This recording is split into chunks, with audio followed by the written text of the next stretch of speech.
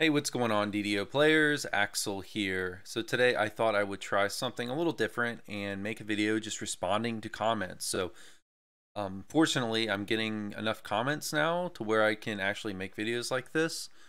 And I try to respond to as many comments as I can, and I do read everyone's comments at least. But I thought a video like this would be a good way for me to just respond better to what some of you all are saying. So I picked out 10 comments from my last video, and let's just talk about them. So the first comment, Caleb says, "Rest in peace, Thumbing Spark Cord. All these countless runs up Yester Hill are now for naught, and my silver thread belt on my Pale Master too. Why didn't they just make a force belt available somewhere?" Yeah, and I actually thought they would go that direction when faced with the enhanced spell power issue here. But they decided to actually, instead of introduce more sources, which I thought they originally were going to do that too, which would also solve the problem of, the Ravenloft belts are too centralizing and everyone has to put a belt, use one of those belts. Well, you could alleviate that problem by just putting enhanced spell power in upcoming gear on new slots. So they could have solved it by just introducing more places to get enhanced spell power, but they decided just to take it away. So why did they decide to do that? Hopefully it's because they think they've gone too far with adding stacking spell powers and other effects, and they want to keep the power creep with spell power in more in line. So hopefully that's what they're thinking. That's probably what they're thinking. At the minimum, I think the power creep issue is kind of what they're thinking. But hopefully they've reached a point where they stop adding stacking effects. Like I talked about in the last video, I think that the developers have gone too far with adding stacking effects, not just for spell power, but for everything. So tactics, damage, assassinate, really everything. So hopefully that's what they're doing. All right, question number 2. Brother Buzz says, "Feels like a hidden attempt to make Reaper more difficult." And it's funny because I just made a video, a week or two ago, about how I thought maybe how I think that they would eventually go to Reaper 11 to 15, and then they put out this vast amount of nerfs to make Reaper more difficult. So maybe I'm wrong on that. Maybe they found a way, because originally, if you go back to that video, when they made attempts they had attempts to make the game harder in the past, they've reversed them, specifically with the Monster Champions, the original version of Monster Champions. That's why I've kind of leaned towards, I think they'll just allow Reaper to become more and more normalized, and it has become more and more normalized. But we've actually seen last week an attempt to actually bring it down a bit. So people that were just easily, I don't know easily, but people who are just like soloing Reaper 10s and doing Reaper 10s kind of regularly are going to find that more difficult now. So yeah, maybe that's part of it. And at the minimum, it's definitely it's obviously an attempt at the minimum to make Reaper more difficult for certain classes and builds. So I think we can say that for sure. But I guess we'll see. We might see more about this in the future. Okay, 8 Smoker 8 says, "I think Gear Tetris will stay forever, but some aspects like Jeweler's Kit drop rates and shard crafting unslotting should definitely be addressed. Though as a bone devs, you have the means to. Overall revenue might not even drop if you improve quality of life, despite kits being a store item." So yeah, Jeweler's Toolkits is, and I talked briefly about it in the last video, but Jeweler's Toolkits are one thing that definitely should drop more in game, because, and I think another thing, probably tomes or something that does drop in game, but should drop more. And I think Jeweler's Toolkits do drop in game, but not nearly enough. I think they've done a good job with like sentient toolkits. I think those drop enough. I've seen those fairly regularly, but with Jeweler's Toolkits, there should be a way to earn those in game. It's just ridiculous that you have to spend I think it's 150 points for a Jeweler's Toolkit, which is equates to about $1.50 just to unslot an augment. That's ridiculous. Those need to drop. There needs to be a way to farm those out in game. And as far as deconstruction should always be a part of these crafting systems. I don't know quite why they haven't always done it. I don't know if it's an oversight or if it's something they intend or something they just don't think about.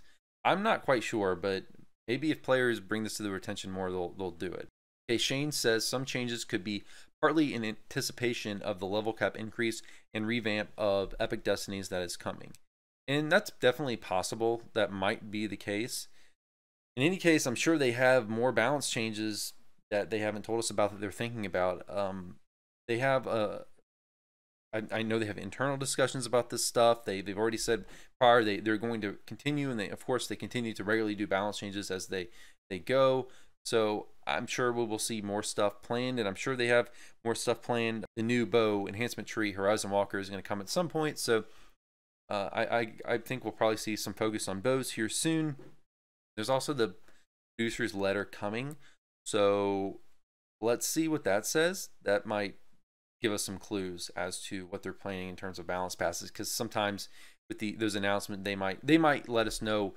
They've done this in the past. They might let us know in that producer's letter what passes they're thinking of going forward, coming in for the rest of 2021. They might let us know what passes they are planning to hit for the rest of this year. Okay, Scott W says, so bottom line, use your Alchemist to farm tokens and prepare to TR. It depends on why you're playing the class. If you are running out, if you're one of the, and there's a lot of players who play the game to play the best thing, and if that's how you play the game, that's that's fine.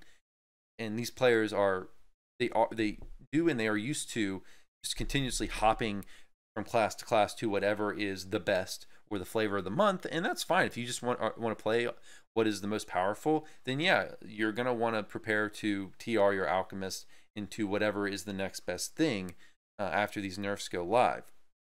However, if you're playing Alchemist because you're passionate about the class and not just the numbers, and you like the idea of an Alchemist, you like maybe role playing as an Alchemist, if you just think the concept of Alchemist is cool, then you should just play through the nerfs. If you really enjoy the class, then the nerfs shouldn't really affect your enjoyment of the game too much. Of course, nerfs always suck, but you should still enjoy the game, even if you were playing R7 before and now you have to jump down to what, R3 or R4.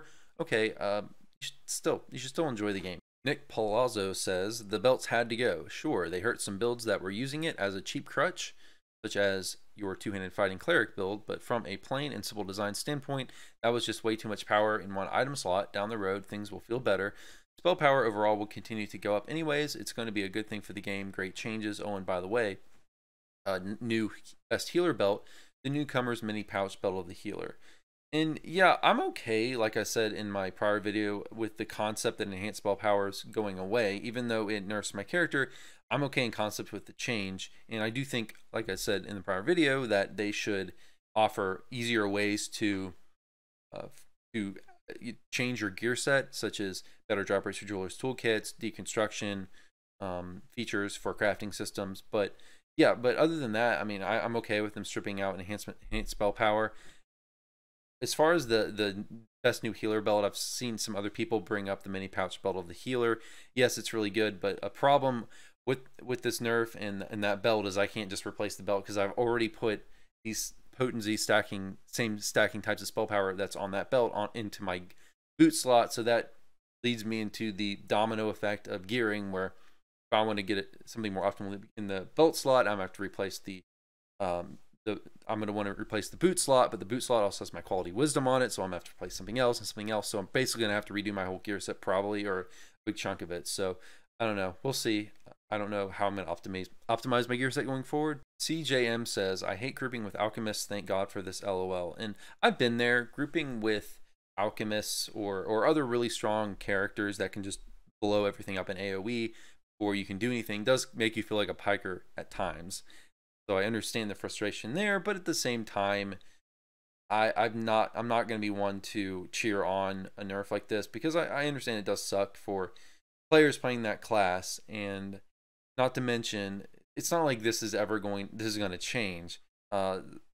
There's something else will replace Alchemists at the top of the meta, and that's going to be the thing that people always are going to play and do really well with. And these players that are playing really, who kind of can dominate dungeons like that, for the most part, they're good players regardless, so they're going to be doing that anyways.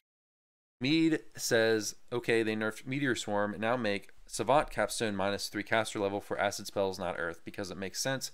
Meteor Swarm is essentially a fire spell, and they did do this actually, and that's something that I maybe should have included in the video, but per the developers quote here, they said specifically, finally, and I know you've all been asking for this, we've removed the Fire Savant caster level penalty from Meteor Swarm. So they did say that when, you know, kind of in their balance discussion. So that is something they addressed for everyone that was wondering. Rodolfo says, great to know the divine spells update, but if they are on par with a sorcerer, why play a sorcerer if I can't cast heal? And I think that's something that's important and something that I'm sure their developers have looked at in terms of balance, because frankly, I don't think that divines should be as strong of a nuker as arcanes, because it's arcane's niche, whereas divines have more versatility. Divines serve as healers generally. Same reason, say, like a paladin shouldn't be as strong of melee DPS character, and certainly some people say they are right now, and they shouldn't. But in design, paladins shouldn't be as good of melee DPS as, say, a barbarian, just because paladins have more versatility to make up for that. Such as, say, like a cleric shouldn't be as good of a nuker as a favorite soul probably shouldn't be as good of a nuker as a sorcerer, and a same with like a cleric shouldn't be as good of even like a DC caster as a wizard, just because they have a lot of versatility, healing specifically, and buffs to make up for that. Granted, arcanes have a lot of buffs too, but I think it's fair to say divines have more versatility and specifically can fill the healer role. So for that, there should be a give and a take there.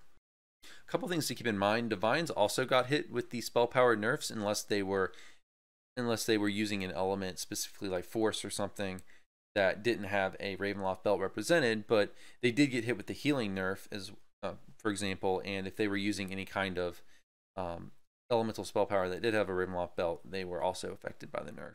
And also keep in mind that most of these divine buffs, I know a lot of people look at these spells and they look at how drastic they were buffed, and a lot of these divine spells that are being buffed are being drastically buffed, but at the same time, I think we need to wait and see if they're going to practically be used still, even despite all these buffs, because if you turn a lot of these spells were just horrendous before, so even if you turn a spell from being horrendous to okay in terms of buffs, is that enough for it to actually be used? Does it really make a difference if all the divine casters are still just sticking to, you know, their implosion or, you know, spells that they were already using, evocation spells they're already using? Are they really going to bother with, say, nuking with inflict critical wounds?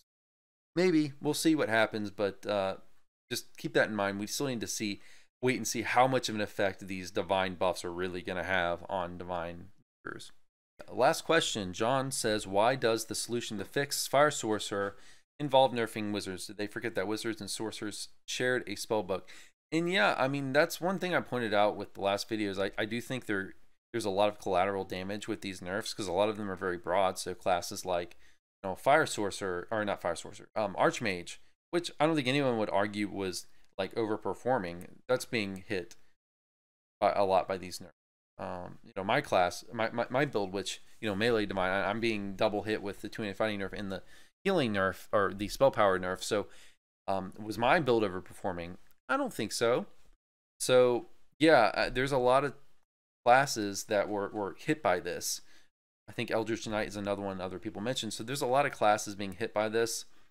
And yeah, it's a fair complaint, but hopefully this nerf is part of more balance changes going forward.